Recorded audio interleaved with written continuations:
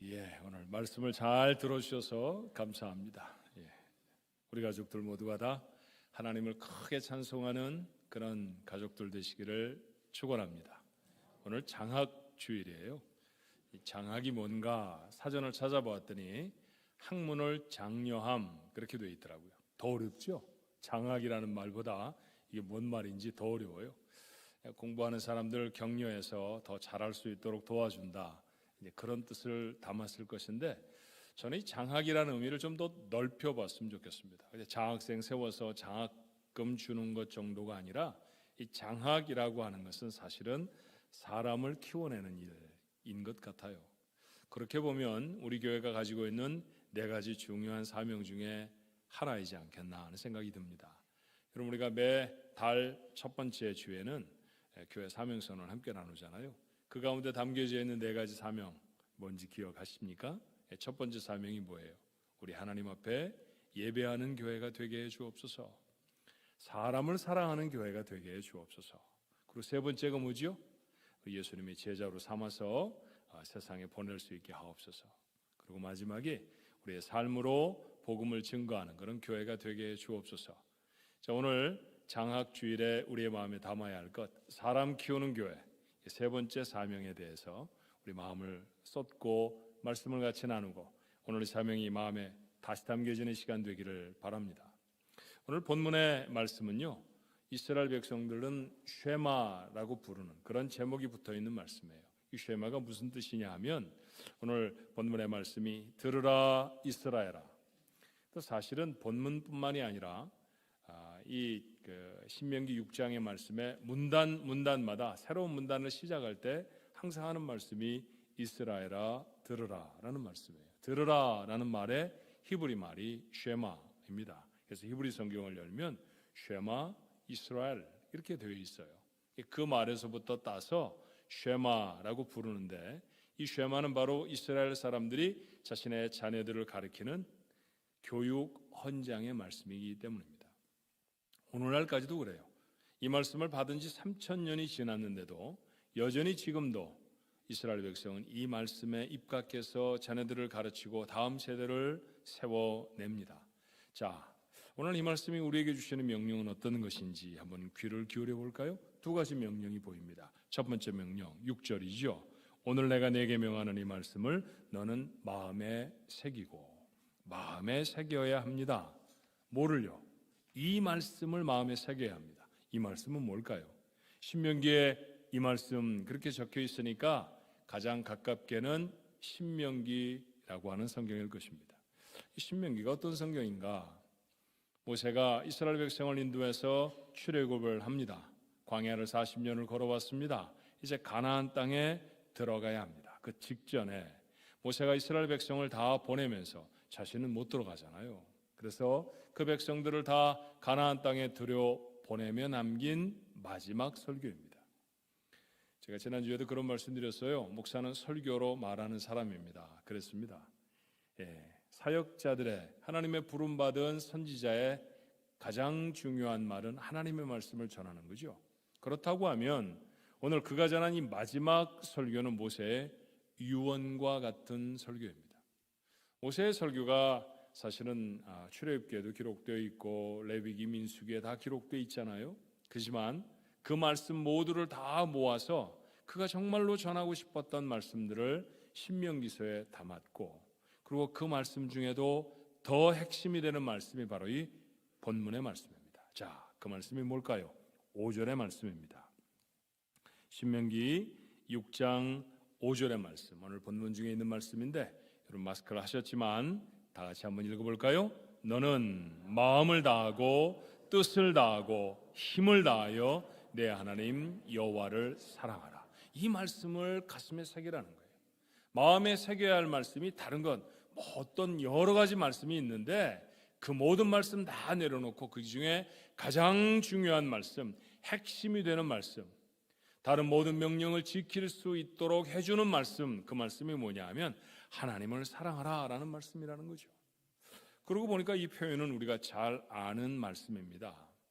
자, 1500년쯤 지나서 예수님의 시절에 예수님 앞에 한 율법사가 나옵니다. 여러분, 율법사 무엇 잘하는 사람일까요? 요리사, 뭘 잘하는 사람이에요? 요리를 잘하는 사람이죠. 율법사, 뭘 잘하는 사람이겠어요? 율법 잘하는 사람입니다. 그러니 모세가 전한 말을 몰랐을 리가 없죠. 그 율법사가 나와서 예수님에게 묻습니다. 어떤 계명이 가장 큰 계명입니까? 이런저런 말씀들이 많은데 그 말씀 다 지키려니까 버겁습니다. 어떤 말씀 지켜야 되는 걸까요? 라고 하는 질문에 다름이 아닙니다. 그 질문에 대해서 예수님이 하신 대답을 마태가 이렇게 적습니다. 마태복음 22장 37절로 38절의 말씀이에요. 예수께서 이르시되 내 마음을 다하고 목숨을 다하고 뜻을 다하여 주여 너희 하나님을 사랑하라 하셨으니 이것이 크고 첫째 되는 계명이다. 마음을 다하고 목숨을 다하고 뜻을 다하여, 그걸 모세는 뭐라고 말했습니까? 마음에 새겨라, 그렇게 말합니다. 정말로 중요한 법, 목숨을 다해서 뜻을 다해서 마음을 다해서 감당해야 될 하나님의 명령이 있다고 하면 하나님을 사랑하는 것입니다. 오늘 주님의 말씀이죠. 오늘 거기에 예수님이 이런 의미를 더 부여하십니다. 크고 첫 번째 되는 계명이다. 계명이 참 많았거든요. 이 계명을 지키다 보면 저 계명과 상충되어지기도 하고요.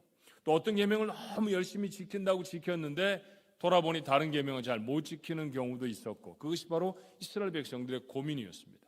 두 가지 태도가 생기죠. 어떻게 하면 하나님이 허락하신 계명들을 다 잘 지킬 수 있을까 고민하는 신실한 사람들도 있었고요. 또 일부의 사람들은 아유 못 지켜 이건 지킬 수 없는 법이야, 그리고 아예 포기하고 사는 사람들이 있었습니다. 여러분 어떠신가요? 하나님의 말씀을 들으시면서 하나님 말씀 맞아, 이 말씀대로 살아야 하는데 고민하는 분들입니까? 내가 뭐 예수님인가? 그리고 아예 포기하고 사시는 분들입니까? 그런데 그 말씀을 하나로 주님은 모아주세요.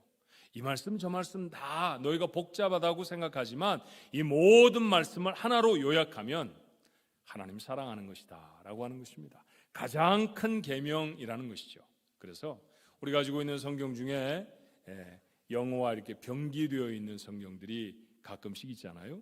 그 영어 성경에는 요 주님의 말씀에 보통은 제목이 붙어 있습니다. 소제목이 뭐라고 붙어 있냐면 The Great Commission, The Great Commandment라고 되어 있죠.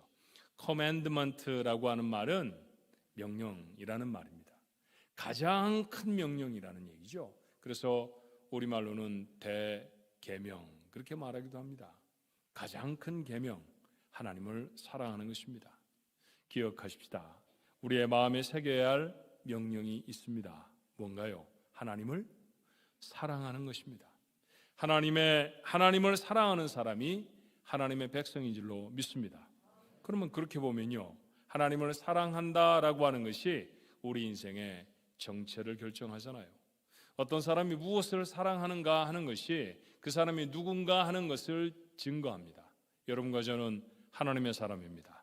그렇다고 하면 두말할 것도 없이 무엇에 가장 익숙한 사람, 무엇에 가장 마음을 쏟아야 하는 사람이 되어야 할까요?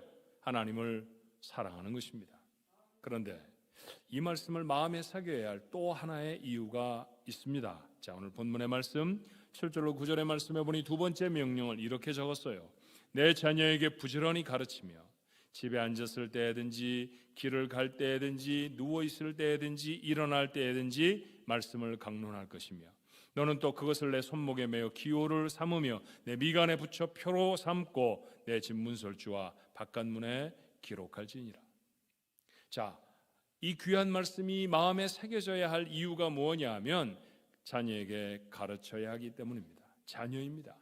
각 가정들의 하나님의 축복의 선물로 주신 자녀들에게 이 말씀을 잘 가르치라고 하는 것이 두 번째 명령이죠. 나만 알고 있는 것이 아니라 내 가슴팍에만 새겨져 있어야 할 것이 아니라 그 말씀은 자녀에게 가르쳐져야 하는 말씀이라는 것입니다. 영적으로 보면 어떻습니까? 영적으로 가족을 이루고 있는 교회에 허락하신 많은 젊은 세대, 다음 세대들에게 이 말씀을 가르쳐라 라고 하는 말씀이 바로 교회에 주신 하나님의 사명입니다. 정말 부지런히 해야 할 것 같아요.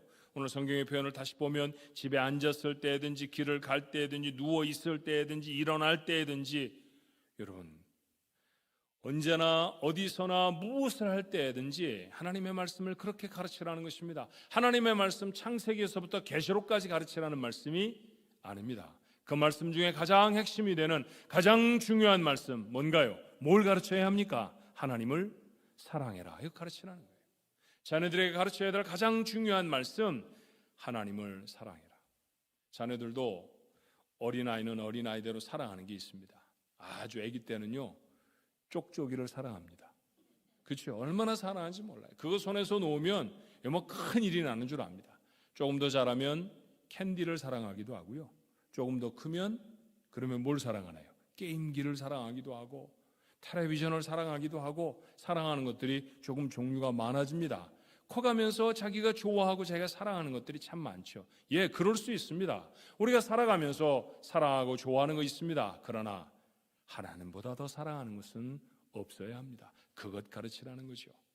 그 내 삶의 결단이 되어지도록 내가 먼저 하나님을 내가 그렇게 사랑합니다 라고 하는 게 분명해지고, 그리고 자녀들에게 그렇게 가르쳐야 하는 것, 이것이 부모에게 주신, 하나님의 교회에 주신 사명인 줄로 믿습니다. 그렇다고 하면 여기에 우리의 두 가지 태도가 준비되어야 하지 않습니까? 가르치려고 하면 잘 알아야 합니다. 어디서나 무엇을 하던 때나 우리가 그 말을 가르쳐야 한다고 하면 이 말씀 잘 모르고는 가르칠 수가 없지요. 그래서 마음에 새기라고 하셨습니다. 늘 하나님의 사랑에 젖어 살아야 그 하나님의 말씀을 자녀들에게도 증거할 수 있을 줄로 믿습니다. 또 하나는 늘 확인해야 합니다. 오늘 이스라엘의 아비들은 손목과 미간과 문설주와 바깥문에 기록해 두었습니다. 왜 기록해 두었을까요? 하나님의 말씀을 기록하면 멋있다, 보기가 참 좋다, 이런 것이 아닙니다. 들어올 때나 나갈 때 늘 보면서 기억하겠다는 것이죠. 어디서나 그 말씀을 꼭 생각하겠다라는 말씀 아닙니까? 그렇습니다.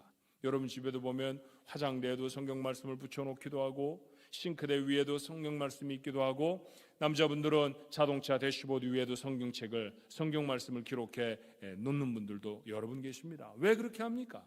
보기가 좋아서가 아니라 그 말씀을 기억하려고 하는 것입니다. 그 말씀을 늘 확인하는 것입니다. 우리의 삶에 그처럼 하나님의 말씀을 기록해 놓고 그 말씀을 확인해야 할 정도로 그렇게 우리의 삶이 늘 말씀과 동행하는 삶이 되어져야 할 것입니다. 우리가 마음에 새기고 잘 알아야만 하고 늘 우리의 주변에 기록해 확인해야 하는 이 말씀, 하나로 줄이면 오늘 성경 말씀대로 무엇입니까? 하나님을 사랑하라입니다. 그러고 보면 특별히 적어놓을 필요도 없네요. 얼마나 잘 기억할 수 있어요. 하나님을 사랑하라. 그런데 정말 중요한 것은 어떻게 하는 것이 하나님을 사랑하는 것일까요?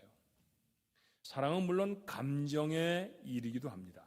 사랑하는 감정이 생기죠. 하지만 감정만이 사랑이 아니라는 사실은 여러분 모두가 다 아십니다. 여러분 자녀들 사랑하시죠? 사랑한다고 하는 감정만 생깁니까? 미워서 죽겠을 때는 없어요. 그래도 여전히 사랑하잖아요. 그렇죠? 그 아이를 사랑한다는 것은 얼마나 큰 의지가 동원되어야 하는가 하는 것을 여러분 모르지 않습니다. 아내를 사랑합니다. 남편을 사랑합니다. 부부 사이에 사랑이 없다고 하면 그걸 어떻게 부부라 하겠습니까? 하지만 남편을 사랑하고 아내를 사랑하기 위해서 우리의 삶에 결단하고 포기하고 용납하고 받아들여야 할 부분이 얼마나 많은지 여러분 아십니다. 그런 것들이 없으면 사랑이 되지를 않습니다. 그러니 하나님을 사랑한다라고 하는 것도 그저 하나님을 향해 애매한 감정이 생기는 것을 말하는 것만은 아니라는 사실을 우리가 압니다. 자, 오늘 모세가 우리에게 전하는 하나님을 사랑하라라고 하는 말씀은 너무나 단순하고 명쾌합니다. 어떤 것이 하나님을 사랑하는 걸까요? 그 첫 번째는 하나님만 섬기는 것입니다. 신명기 6장 4절에 오늘 본문이 시작되어진 말씀에 뭐라고 되어 있습니까? 이스라엘아 들으라, 우리 하나님 여호와는 오직 유일한 여호와이시니 한 분밖에 안 계신 하나님이시다 라고 하는 얘기입니다. 이스라엘의 당시 상황을 생각해 볼까요? 출애굽을 했습니다. 광야 40년을 지나갔습니다. 놀라운 하나님의 역사를 경험했죠. 여러분 출애굽기를 읽으며 10가지 재앙을 뒤로하고 이스라엘 백성들이 애굽 땅을 탈출하는 장면은 얼마나 극적이고 얼마나 멋있습니까? 홍해를 건넜습니다. 광야를 지나가며 하나님이 먹이시는 것들을 경험했습니다. 그렇게 구원의 역사를 체험한 세대들이 있었습니다. 그런데 40년이 지나며 그 세대가 그 땅에서 다 죽습니다. 광야에서 다 죽어요. 가나안 땅에 들어가지 못했습니다. 물론 모든 세대가 다 죽은 것은 아니죠. 뜻을 가지고 의지적으로 하나님 앞에 자신의 믿음을 결단하지 못했던 어린 세대들은 살아 있습니다. 그 세대가 이제 자라 있죠. 그런데 여러분, 하나님의 기적을 경험하기에 너무 나이가 어렸고요. 그리고 그 이후에 광야에서 태어난 아이들이라고 하면 이제는 경험한 것이 아니라 부모에게 들어서 합니다. 다시 말하면 그들의 다음 세대는 하나님의 은혜를 감격적으로 체험하지 못한 세대입니다. 그런데 그들이 이제 가나안 땅이라고 하는 새로운 세계에 들어가야 해요. 그 땅에는 바알과 아세라, 그 밖에 잡다한 신들이 가득한 세계입니다.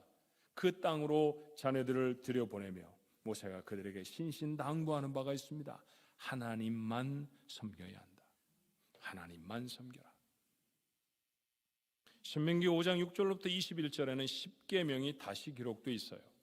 출애굽한 이스라엘 백성을 시내산에 멈춰 세우시고 하나님이 주신 그 계명이 10계명입니다. 그 10계명의 첫 번째 기록은 출애굽기죠. 그런데 그 출애굽기에서 이스라엘 백성이 받았던 계명을 40년이 지나 광야의 생활을 마치며 가나안 땅으로 들여보낼 때 이스라엘 백성에게 다시 확인시켜주는 말씀, 그 말씀으로 신명기 5장에 기록되어 있습니다. 다시 반복해 기록해 놓을 정도로 하나님의 백성이라고 하면 어떤 시대, 어떤 곳에서도 반드시 지켜야 할 법이 바로 이 법입니다. 그 첫 번째 명령을 우린 잘 압니다. 신명기 5장 7절의 말씀을 인용해 살펴보면 이렇죠. 나 외에 다른 신을 내게 두지 말지니라. 그렇습니까? 그래야 합니까? 정말 그렇습니다. 하나님 이외에 다른 신을 두어서는 안 됩니다. 근데 여러분, 이 말씀을 보며 서늘한 도전을 받게 되지 않아요? 다른 신이라고 표현합니다. 그러니 이미 다른 신이 있었습니까? 없었습니까? 다른 신이 있었다는 거죠. 다른 신이 있습니다. 아무것도 섬길 신이 없는 때에 하나님 외에 다른 신 섬기지 마라, 그렇게 말씀하신 게 아닙니다. 사람의 사고를 끌고 그들의 마음을 빼앗아갈 수 있는 수많은 신들이 있습니다. 그 신들 앞에 섰을 때에도 여전히 하나님만 섬기라고 하는 명령입니다.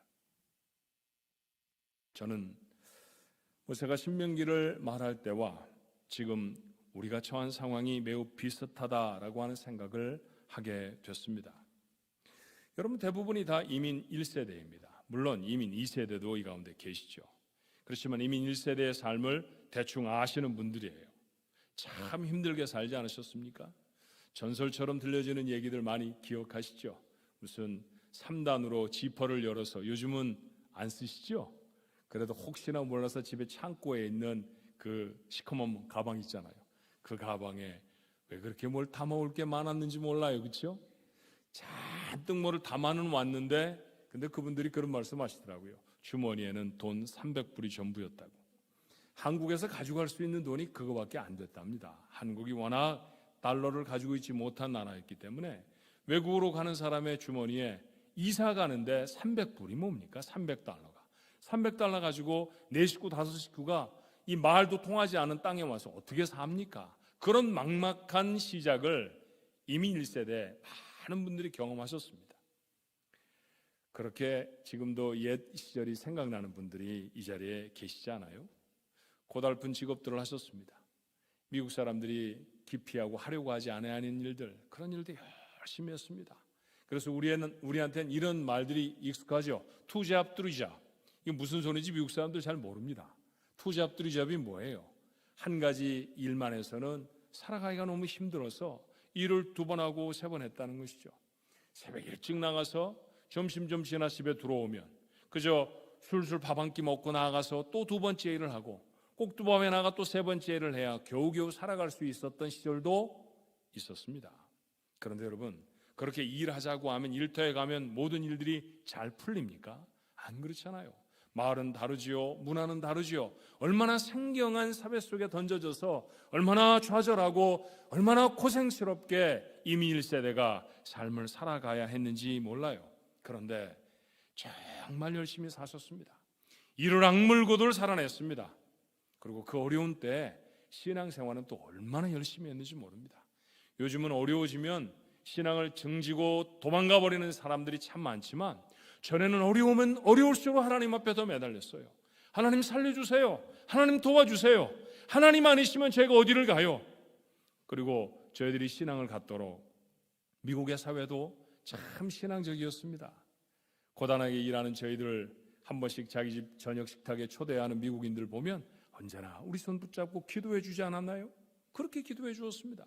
제가 처음 미국에서 공부를 시작할 때에도 공부 잘 따라가지 못할 때 선생님이 자기 집에 불러서 밥을 먹이면서 뭐가 어려운가 저한테 물어보시고 답도 가르쳐 주시고 그러면 밥을 주시고 따뜻하게 기도해 주셨던 그 경험들을 잊을 수가 없어요. 그렇게 신앙적인 땅이었습니다. 그런데 그들보다 더 열심히 믿음 생활했죠. 한국 사람들이 몇 명만 모여 있어도요 여지없이 한국 교회를 세웠습니다. 예배당도 잘 건축을 했죠. 미국 사람들이 다 깜짝깜짝 놀랐답니다.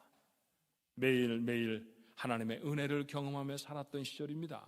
본국의 교회가 엄두도 내지 못했던 일들을 이민교회들이 척척 다 감당해냈습니다.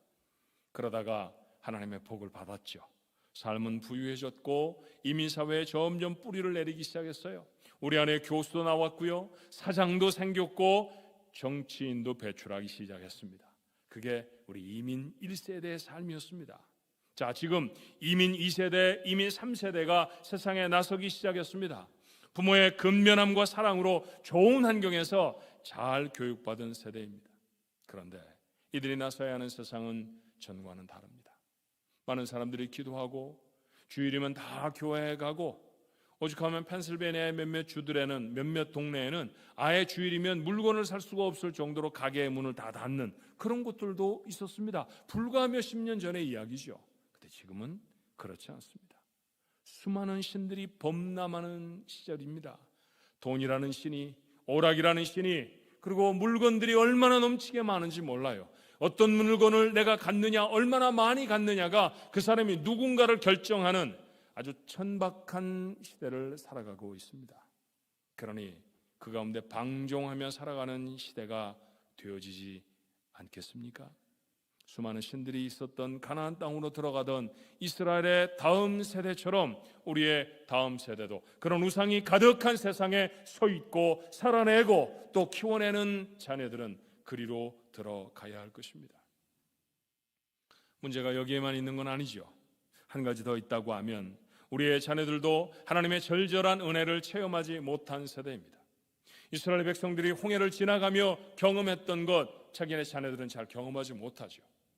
여러분 생각해 보십시오. 뒤에서 애굽 군대가 따라오는데 모세가 기도했더니 바다가 쭉 갈라졌습니다. 갈라진 바다 사이로 걸었습니다.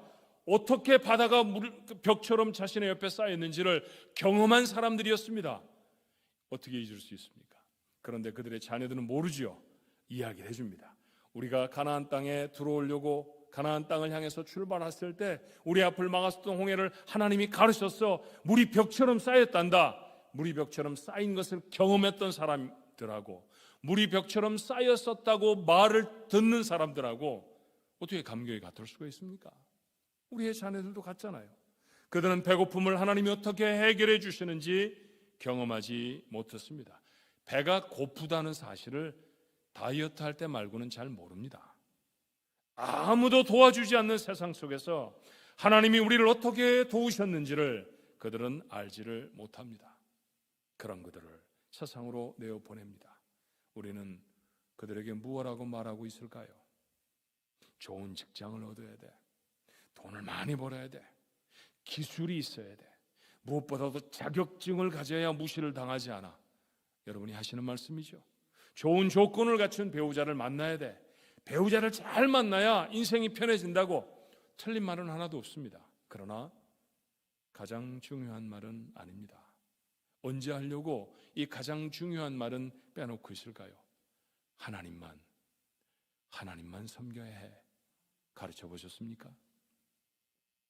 대학으로 떠나는 아이를 공항에서 배웅하면서 열차역 플랫폼에서 떠나보내면서 엄마 아빠가 하고 싶은 말이 얼마나 많습니까? 그 많은 말들이 가슴에 가득합니다. 입술을 달짝달짝거려 하나님만 섬겨야 돼. 하나님 예배하는 거 잊어버리면 안 돼. 그런데 아까워서 그랬는지 잘 못합니다. 아이를 키웠는데 사랑하는 사람을 만났답니다. 결혼을 하겠대요. 예쁘게 키운 딸 손을 붙잡고 신랑한테 넘겨줍니다. 하고 싶은 얘기가 아빠에게 많죠. 무슨 얘기를 하셨나요? 행복하게 살아야 한다. 잘 살아야 돼. 그래요. 그때도 하나님을 섬겨야 돼. 그 말은 아끼지 않으셨습니까? 사랑하는 아내를 만나서 여인을 만나 아내로 삼기로 하고 그 아내를 자신의 가장 중요한 사람으로 받아들이는 아들을 그 여인에게 건네주면서 엄마들은 그 아들에게 무엇라고 말씀하셨던가요? 얘야, 다른 어떤 것보다 하나님 섬겨야 한다. 그러셨나요? 오늘 성경은 그게 부모라고 하지 않던가요? 그렇게 해야 하나님을 아는 부모라고 말하고 있지 않습니까? 그런데 우리는 하나님 알지 못하는 부모처럼 이 세상에 하나님 모르고 살아가는 수많은 부모들과 하는 말들이 조금도 다르지 않았습니다. 똑같이 말했습니다. 잘못 가르쳤습니다. 정작 전해줄 것을 전해주지 못했습니다. 왜 그렇게 가르치지 못했을까요? 혹 우리 자신이 변질되어 버린 것은 아니겠습니까? 하나님만 섬기는 모습에서 이제는 잘 살게 됐으니까 세상의 신들도 좀 슬쩍슬쩍 섬기는 비겁한 성도들이 되어버린 것은 아닐까요? 오늘 신명기 6장의 말씀 다시 마음에 새길 수 있게 되기를 바랍니다. 손목에 담고요, 이마에 새겨놓고요, 다시금 그 하나님 말씀을 붙들어 매고 들어올 때도 나갈 때도 볼 수 있도록 문지방에 기록해야 할 때가 지금인 줄로 믿습니다. 마음에 하나님의 말씀을 새기십시다. 그래야 전해집니다. 그리고 입술의 용기를 가지고 선포하십시오. 하나님만 섬겨야 한다.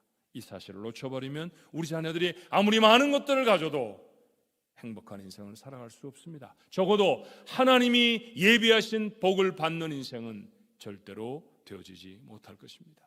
뭘 전하시겠습니까? 많은 유산이 아닙니다. 하나님 섬기는 믿음을 전해줄 수 있게 되기를 주님의 이름으로 축원합니다. 또 한 가지, 하나님을 사랑하는 것이 모세의 입을 통해 어떻게 증거되나요? 그것은 예배하는 자가 되는 것입니다. 신명기를 통해서 모세가 절절하게 가르치는 또 하나, 예루살렘에 와서 예배하라는 것이죠. 여러분, 예루살렘, 팔레스타인 땅은 그렇게 큰 땅은 아닙니다. 그렇지만 예루살렘이라고 도시 하나를 꼭 집어서 그 땅에 와 다 예배하라고 했다고 하면 이건 사뭇 불편한 일이지요. 멀리 북쪽에서부터 그리고 남쪽 부엘사바에서부터 예루살렘까지 오기에는 사뭇 시간이 걸렸을 것입니다. 그래도 매주는 오지 못할지라도 적어도 이스라엘 백성들이 마음을 다해 하나님을 경배하는 큰 절기에는 반드시 모여야 한다. 그것이 모세가 가르친 법이었습니다. 왜 그랬을까요? 새로운 세대가 들어갈 가나안 땅, 말씀드렸던 것처럼 수많은 신들이 가득한 음란한 땅입니다. 그 대표적인 신이 바알이죠. 풍요의 신이라고 생각을 했습니다. 그래서 주인이라는 뜻으로도 바알 그렇게 말을 했고요. 심지어는 남편을 바알 그렇게 부르기도 했습니다. 아스타롯이라는 여신과의 결합으로 땅에 풍요를 준다고 그들은 철석같이 믿고 있었어요. 그들의 행위를 본떠서 하는 것이 바알의 숭배였습니다. 그래서 그들은 서슴없이 신전에서 성적인 행동들을 하곤 했죠. 이런 예배 행위를 보고 그들의 신앙적 순수함을 잃어버리지 아니하도록 하나님이 정하신 곳 그곳에 와서 예루살렘에 와서 예배해야 한다. 이것이 다음 세대를 향한 모세의 간절한 부탁이었습니다. 하지만 이 명령을 들었던 새로운 세대, 다음 세대는 이 명령을 제대로 지키지 않은 것 같아요. 그렇게 몇 세기를 지났습니다. 가나안 사람들처럼 바알도 섬겼고 아스타롯도 섬겼죠. 자식을 산채로 불에 던지면서도 풍요롭기를 빌었고요. 그들의 신전에서 벌거벗고 음란한 행위를 하기도 했습니다. 하나님을 섬긴다는 사람들도 산마다 골짜기마다 산당을 세우고 가나안 사람들 비슷한 모습으로 그게 하나님 앞에 드리는 예배라고 예배했던 사람들도 있었습니다. 그렇게 제법 많은 시간이 지났죠. 예수님이 오시기 전 660년, 기원전 660년 그렇게 말하는 때입니다. 요시야라고 하는 유다의 왕이 세워졌습니다. 예배하는 것 금지해 버렸고요. 백성을 수탈하기에 전념을 다합니다. 그러니 나라는 피폐해지고 도덕적으로는 땅에 떨어져 버리고 나라의 국력은 쇠할 대로 쇠해져 버린 거덜나 버린 나라와 다름이 없었습니다. 그 나라 요시야가 맞죠. 그런데 이 어린 요시야의 마음에 웬일인지 하나님에 대한 사랑이 있었습니다. 예배부터 회복해야 되겠다고 생각했죠. 그리고 성전은 수리하기 시작합니다. 얼마나 예배를 안 했으면 기둥이 무너지고 강대상은 다 엎어져 버려서 그 안에 들어가 예배를 드릴 수가 없었어요. 그래서 요시야가 왕의 이름으로 명령합니다. 어려운 나라지만 그 살림살이 중에 아끼고 자랐게 떼어낸 돈으로 성전을 수리하기 시작합니다. 열심히 수리했죠. 그런데 수리하던 중에 성전 안에서 율법책 한 권을 발견합니다. 자, 그때의 정황을 열왕기하 22장 8절이 우리에게 이렇게 전해요. 대제사장 힐기야가 서기관 사반에게 이르되 내가 여호와의 성전에서 율법책을 발견하였노라 하고 힐기야가 그 책을 사반에게 주니 영어 이름으로는 듀트로노미 그렇게 말해요. 듀엣이라는 말이 뭡니까? 둘이 부르는 노래잖아요. 두 번째 율법서라고 하는 뜻을 가지고 있는 말입니다. 그 율법서를 읽으며 요시야는 모세의 명령을 다시 확인하죠. 나라가 위태로워진 것이 하나님을 순전하게 예배하던 신앙을 잃어버린 때문이었다는 사실을 깨닫습니다. 옷을 찢고 회개합니다. 이스라엘 백성들이 크게 회개할 때 왜 옷을 찢었을까요? 겉으로 드러난 옷을 찢는 것이 아니라 사실 그 의미는 마음을 찢는 것입니다. 하나님, 제가 잘못했습니다. 하나님, 저의 선조들이 잘못했습니다. 하나님 섬긴다고 하는 사람들이, 하나님의 축복을 받고 나라를 이룬 사람들이 하나님께 예배하는 예배를 저버렸습니다. 용서해 주옵소서. 요시야는 회개하고 또 회개하며 하나님 앞에 나아갑니다. 그런 큰 영적 각성이 그의 삶의 구체적인 행동으로 나타납니다. 이스라엘의 모든 우상을 숭배하는 것들을 다 무너뜨려 버렸어요. 산당을 부수고 예루살렘에서 예배하도록 그 예배를 회복합니다. 백성의 믿음이 회복되었습니다. 할렐루야. 도덕과 질서가 바로잡혔습니다. 나라가 강건하게 회복되었음은 물론입니다. 여러분, 회복의 정점은 예배의 회복이 되어야 한다는 사실을 꼭 믿으시기 바랍니다.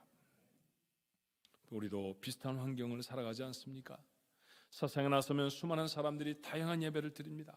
어떤 사람들은 돈을 숭배하는 예배를 드리고요, 술과 마약과 성을 예배하는 사람도 있습니다. 동성애를 예배하는 사람들도 우리가 살아가는 지역에는 참 많습니다. 그것뿐인가요? 자연을 예배하는 사람도 있고요, 여러분도 한 번씩 해본 예배인데 자녀를 예배하는 사람도 있습니다. 자녀에게 부족해서 요즘은 손자 손녀를 예배하는 할아버지 할머니들도 있습니다. 얼마나 답답한 일인지 모릅니다. 소중하지만 예배의 대상은 아니잖아요. 그렇죠. 요즘은 인공지능을, AI라고 하는 인공지능을 예배하는 사람들도 있습니다. 이상한 소리라고요. 우리가 살고 있는 곳에서 조금 내려가면 미국 전체에 가장 첨단의 과학들이 모여 있다고 하는 실리콘밸리, 그 가운데는 인공지능 예배하는 교회가 있습니다. 이런 허황된 세상 속에 우리가 살잖아요. 긴 팬데믹의 고난을 지나가면서 사람들의 마음이 더 좁아졌습니다. 여러분, 사람들의 마음에는 구멍 하나가 다 있어요. 누구나 다 할 것 없이 구멍 하나씩을 만들어 하나님이 이 세상에 지으셨습니다. 그 구멍은 누구로 채우라는 구멍인가요? 하나님밖에 못 채웁니다. 하나님만 채워질 수 있는 구멍입니다. 그런데 비고 허전한 마음 뭐로 채웁니까? 물질로 채웁니다. 세상의 쾌락들로 채웁니다. 세상의 잡다한 것들로 가득 채워냅니다. 그런다고 채워집니까? 안 채워집니다. 그러니 더 고갈되고 더 마음은 부서지고 무너지는 세대, 그것이 이 세대의 모습입니다. 그 세대 자녀들과 함께 하나님 앞에 선 우리가 오늘 들어야 할 말씀이 무엇인가요? 3000년 전의 가나안 땅과 다를 게 별로 없는 세상을 우리가 다시 서서 오늘 신명기의 말씀을 열어 그 말씀을 마음에 담았습니다. 이 참담한 세상에서 이민 1세대가 살아가야 할 방법도, 그리고 2세대, 3세대, 우리의 다음 세대를 세워낼 수 있는 방법도 무엇입니까?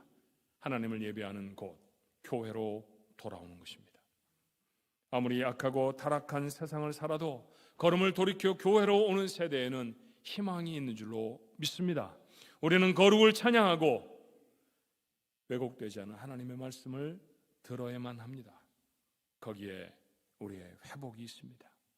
여기에 하나님이 축복하실 줄로 믿습니다. 모세가 약속하잖아요. 신명기 6장 3절에 이스라엘아 듣고 삼가 그것을 행하라. 그리하면 내가 복을 받고 내 조상들의 하나님 여호와께서 내게 허락하심 같이 젖과 꿀이 흐르는 땅에서 내가 크게 번성하리라.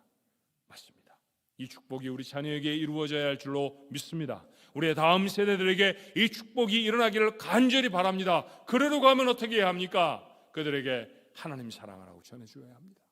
하나님 사랑하는 것이 하나님만 섬기는 것이고 하나님을 예배하는 것임을 그들에게 가르쳐 주어야 합니다.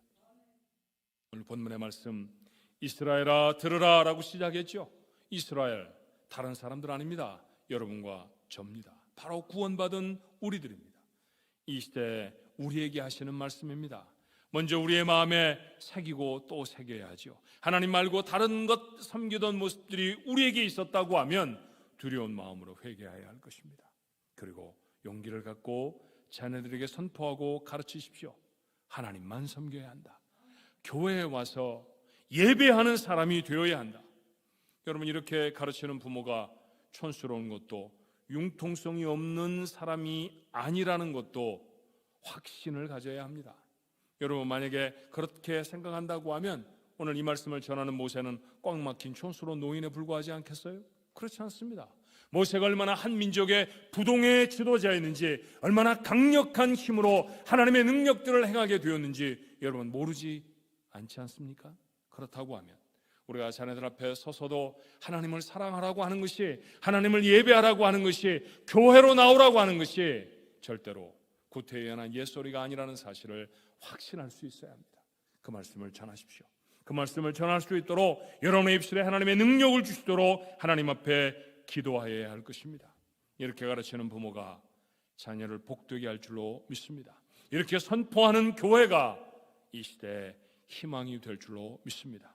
이것이 다음 세대를 향한 우리의 사명입니다.